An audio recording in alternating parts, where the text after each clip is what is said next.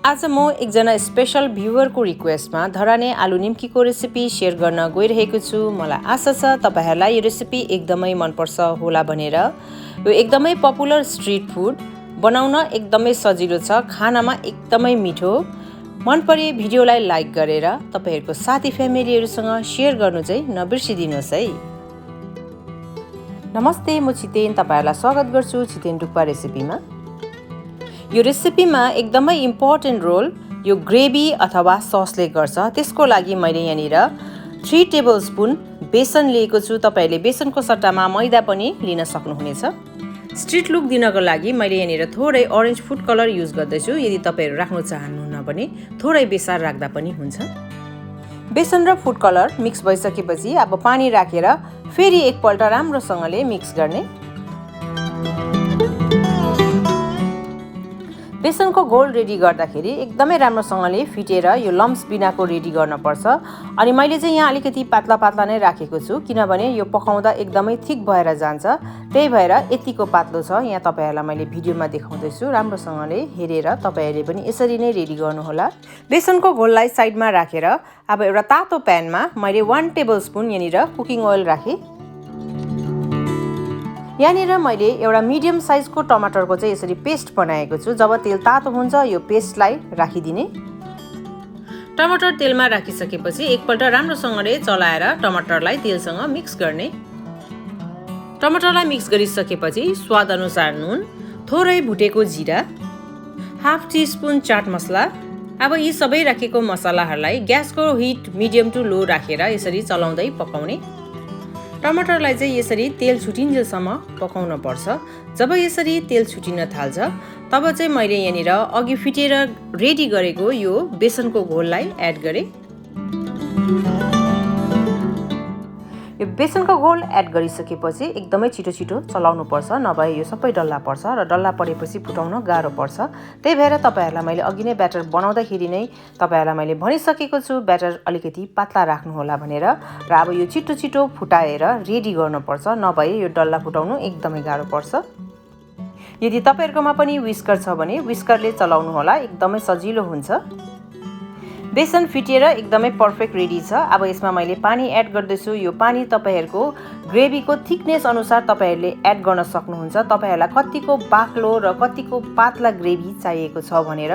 यहाँ मैले चाहिँ एकदमै साह्रो बाक्लो पनि हैन, तर एकदमै पातुलो पनि हैन, मैले ठिक्कैको कन्सिस्टेन्सीको यहाँनिर ग्रेभी रेडी गर्न गइरहेको छु। त्यही भएर मैले यहाँनिर त्यही अनुसार पानी एड गरेको छु। तपाईहरुले पानी थोरै थोरै गर्दै राखेर कन्सिस्टेन्सी चेक गर्दै पनि बनाउन सक्नुहुनेछ।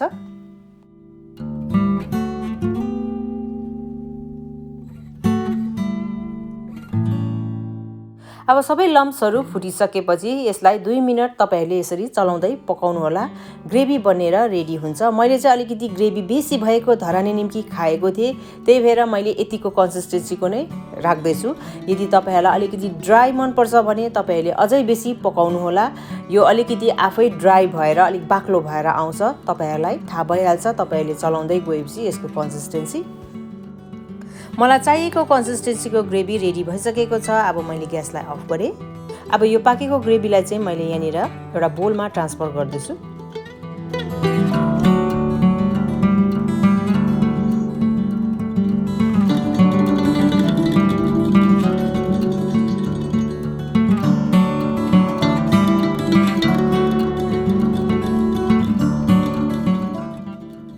ग्रेभीलाई साइडमा राखेर अब आलु निम्कीमा चाहिने अरू सामग्रीहरू पनि हेरिहालौँ। यहाँनिर मैले आलु उसिनेर अनि मसिनो मसिनो गरेर काटेर राखेको छु। तपाईहरुलाई चाहिएको, तपाईहरुलाई मनपर्ने साइज अनुसार तपाईहरुले यसरी काट्न सक्नुहुन्छ। सँगसँगै मैले यहाँनिर भिजाएको काँचो चाना लिएको छु। तपाईहरुले बोइल गरेर पनि राख्न सक्नुहुन्छ। मसिनो काटेको प्याज, त्यसै गरेर मसिनो काटेको खोर्सानी, मसिनो काटेको धनिया। अर्को मेन चाहिने निम्की, यहाँ चाहिँ मैले होममेड निम्की राखेको छु। तपाईहरुले बजारबाट लिएर पनि चलाउन सक्नुहुन्छ। बदाम, दालमोट तपाईहरुलाई जे मनपर्छ एड गर्न सक्नुहुन्छ। अर्को चाहिने सामग्री चाट मसला, धुलो खोर्सानी, नुन 2 प्रकारको लिएको छु, एउटा नर्मल नुन र एउटा चाहिँ बिरे नुन। अनि अर्को सामग्री लेमन जुस। अर्को भयो यो अघि पकाएको ग्रेभी। अर्को चाहिन्छ तपाईहरुलाई यो आलु निम्की मिक्स गर्नको लागि एउटा ठुलो मिक्सिङ बोल अथवा तपाईहरुले यस्तो जग पनि लिन सक्नुहुन्छ।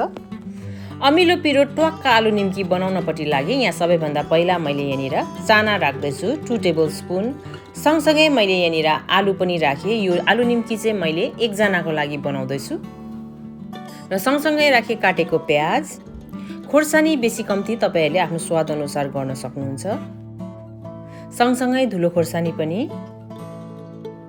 चाट मसला पनि, बिरे नुन स्वाद अनुसार अनि नर्मल नुन पनि स्वाद अनुसार। यति सामग्रीमा मैले 3 टेबलस्पुन ग्रेभी एड गरेँ। यदि मलाई चाहिए म फेरि पनि एड गर्नेछु। ग्रेभी राखिसकेपछि राम्रोसँगले मिक्स गर्ने। यो कुनै पनि चाटहरू बनाउँदा अथवा आलु निम्की बनाउँदा तपाईहरुलाई कुनै पनि सामग्रीहरू एकदम मेजर गरेर राख्न पर्दैन। सबै सामग्रीहरू तपाईहरुको स्वाद अनुसार बेसी कम्ती गर्न सक्नुहुन्छ।